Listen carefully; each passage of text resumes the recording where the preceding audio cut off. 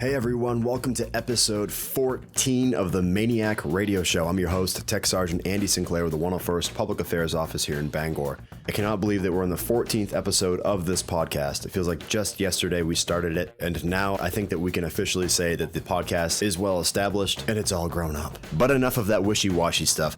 Later on in this episode, Senior Airman Jordan Charpentier from the 101st Security Forces Squadron is coming up to talk to us about Maine State Tuition Assistance and the positive experience he's had with it during this semester of school. As a reminder, November is the unofficial education month here at the 101st. So make sure that if you're going to school or you're planning to go back to school, you pay close attention to what he says, because he's going to talk about how easy it is to sign up and have your classes paid for. Of course, we have a fresh new MAINEiac fact for you as well, but before we get into any of that, let's check out your MAINEiac news.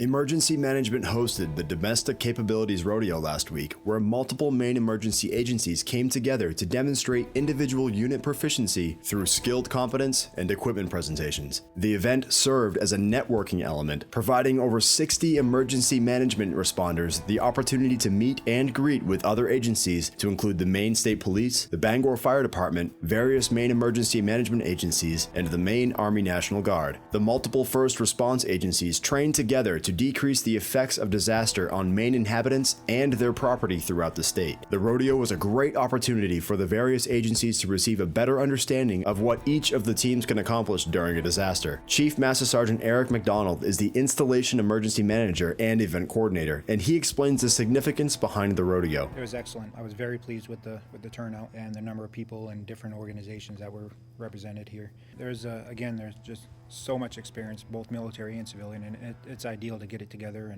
and network. The rodeo was an outstanding success and is another perfect example on the significance between Maine military and state agency partnerships. The Veterans Day Parade was Friday morning, and as always, dozens of MAINEiacs marched in honor of our American heroes. The parade marched with cadence on its normal route through Brewer and Bangor, where airmen from the 101st came together in uniform with crisp salutes and smiles on their faces. Staff Sergeant Rebecca Cousins marched in the parade, and she explains why it was a heartwarming feeling. It's rewarding to come together and to participate in something with other people from our base that we don't normally get to see or work alongside, and then it's also rewarding to see the support that's out there, but it's nice to know that people care. Sergeant Cousins has marched in the Veterans Day Parade for several years now, and each year has been a rewarding and fulfilling experience. And that's it for our MAINEiac headlines. Keeping you up to date is our mission.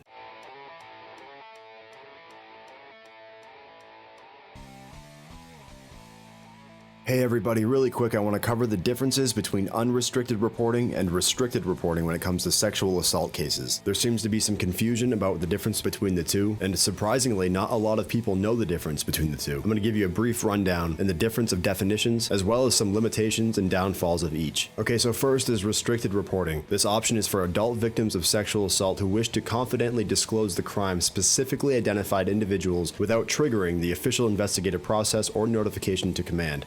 Service members or their adult military dependents who desire restricted reporting under this policy must use one of the following reporting avenues: contacting the SARC or Sexual Assault Response Coordinator, talking to a SAPR victim advocate, or talking to your healthcare provider or personnel. Some of the limitations when it comes to a restricted report is that because law enforcement isn't notified, the assailant cannot be held accountable and may be capable of assaulting other victims. You cannot receive a military protective order. Evidence from the crime scene where the assault occurred will be lost, and the official investigation, should you switch to an unrestricted report, will likely encounter significant obstacles. So that brings us into unrestricted reporting. This is an option recommended for victims of sexual assault who desire an official investigation and command notification in addition to healthcare, victim advocacy, and legal services. The channels utilized in an unrestricted report are law enforcement, the commander, the SARC, a SAPR victim advocate, as well as a healthcare professional. The benefits behind an unrestricted report is that victims feel a sense of closure or healing, which can aid in recovery. Also, the ability for the military to hold the offender appropriately accountable. It ensures the safety of the victim and of others who may be victimized by the same suspect. And again, the key differences between unrestricted versus restricted when it comes to individuals who are in the know is that restricted will not involve law enforcement, equal opportunity, or the commander. So that's a brief rundown of the differences between an unrestricted and a restricted report when it comes to sexual assault cases. I strongly urge, if you are a commander or you are a supervisor, that you know the differences between the two and you make sure that your troops know the differences between the two as well, because knowledge is power, and together we can keep everybody safe. If you have any questions or concerns considering this, you can contact Major Mancini, who is the Wing Sark, and she'd be more than willing to talk to you in more detail. Also, if you happen to miss episode 11 of the MAINEiac radio show, Major Mancini spoke to us on that episode, and she talks about her job in a little bit more detail. So if you happen to miss that episode, go back and listen to it. I strongly recommend it. Also, really quick, I want to talk about the Safe MAINEiac program. For those of you who don't know what the Safe MAINEiac program is, it's an awesome asset we have here at the Wing, where if you happen to find yourself out on the town and you've had too much to drink and you know you cannot drive, you can call the command post and they're going to set you up with a ride from a local taxi to make sure that you get home safe and that you don't get behind the wheel. It's an awesome program, and I strongly recommend you utilizing that program if you haven't heard of it. Your name doesn't go anywhere, no one finds out about it, no one's keeping tabs on you. It's in every way, shape, or form a way to make sure that you get home safe so you don't get behind the wheel and potentially cause harm to yourself or to others. Talk to your supervisor or first sergeant about getting a keychain that you can have on you at all times, just in case you happen to need a ride. I have got to get me one of these! If you want to know more about the program, Chief Master Sergeant Stevens talked about it on the MAINEiac radio show back on episode 3 a few months ago, where he goes into a little bit more detail about how the program works and how you can utilize it. So again, be safe, stay safe, and get home safe.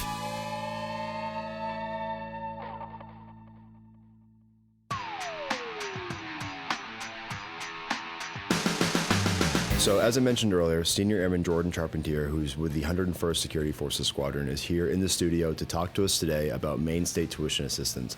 He's been in the Guard for quite a while. He is currently utilizing the Maine State Tuition Assistance, and we're going to ask him a few questions on his experiences with it, things that he may recommend or doesn't recommend when it comes to signing up for Maine State Tuition Assistance. Just kind of a brief overview of how the whole program works. So, Senior Airman Charpentier, thank you for stopping by, and thank you for coming in. Yeah, thank you for having me.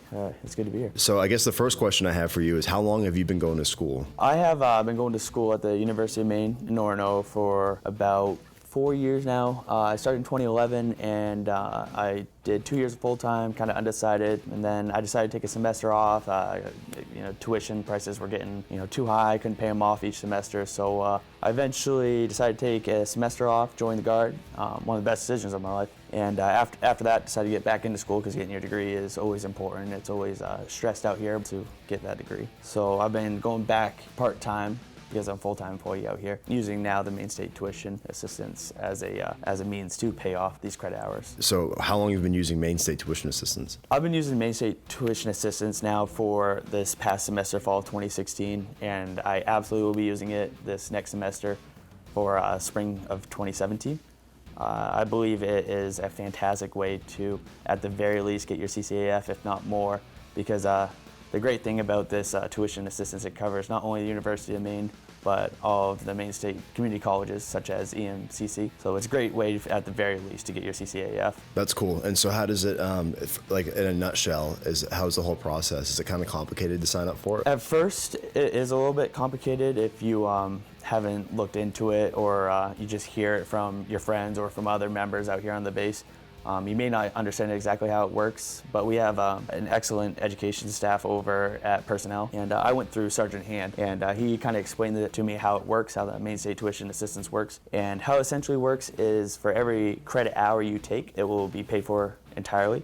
So if you're only like a part-time student, say taking 6 credits at the University of Maine, that's almost $2,000. That's completely paid for by this Maine State Tuition Assistance. So it's huge. It actually pays huge dividends down the road.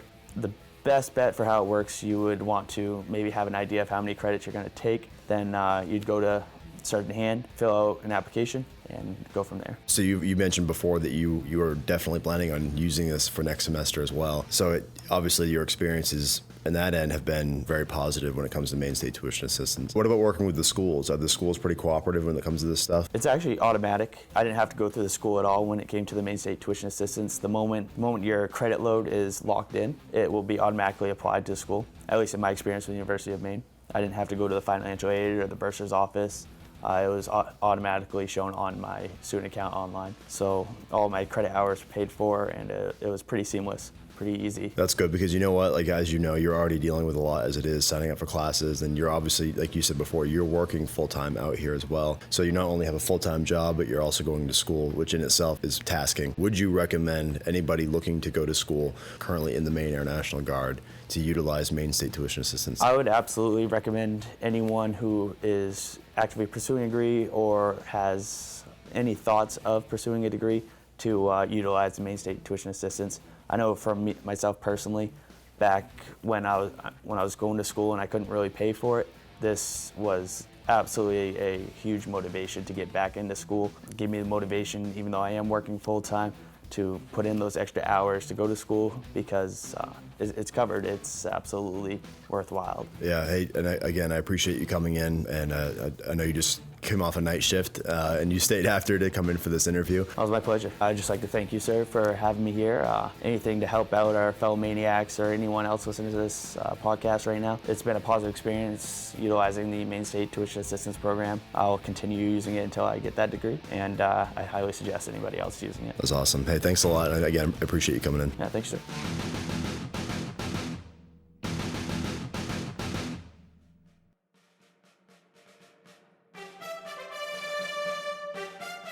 And it's that time again for your MAINEiac Fact. Today's MAINEiac Fact is brought to you by the 101st Avionics Shop. Air Force aircraft are equipped with some of the world's most sophisticated electronic systems.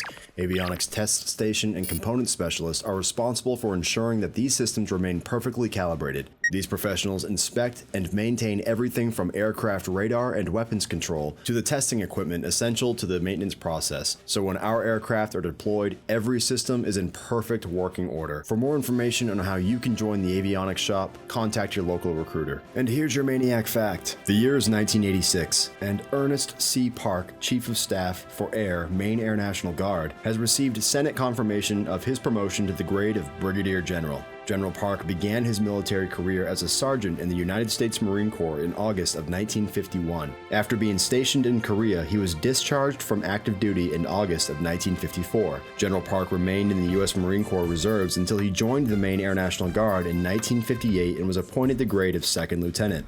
He completed Air Force navigator training, and from 1969 to 1976 flew with the 132nd Fighter Interceptor Squadron, Maine Air National Guard, Bangor, Maine. Upon his promotion to colonel in 1979, General Park was appointed deputy commander for the maintenance group of the 101st Air Refueling Wing. In 1984, he was reassigned to his present position as Chief of Staff of Air at Camp Keys in Augusta, Maine. So there you have it, one of the MAINEiac's awesome airmen who did amazing things throughout his career. Just like all of you in today's MAINEiac world, held an important and vital role in the mission that the 101st executes every single day. Be proud of your heritage and the history that follows along with it.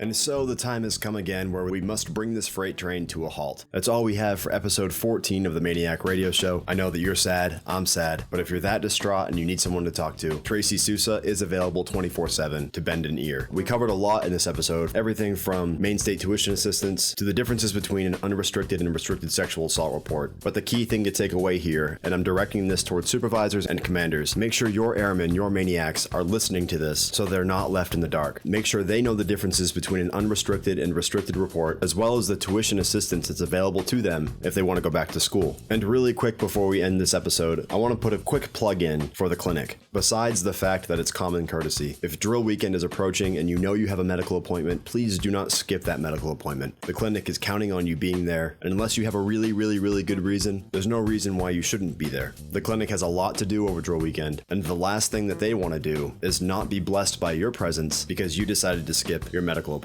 So please, MAINEiacs, be courteous, be attentive, and remain professional at all times. But that's it. That's all we have for episode 14. If we don't put out another podcast before Thanksgiving, I wish you all a happy Thanksgiving from everybody here at the PA office. And make sure you zip over to our Facebook and Instagram pages by searching 101STARW, as well as the official Vice Wing Commander Facebook and Instagram pages at cv.101ARW. So remember, be safe, be awesome, and you rock. Goodbye.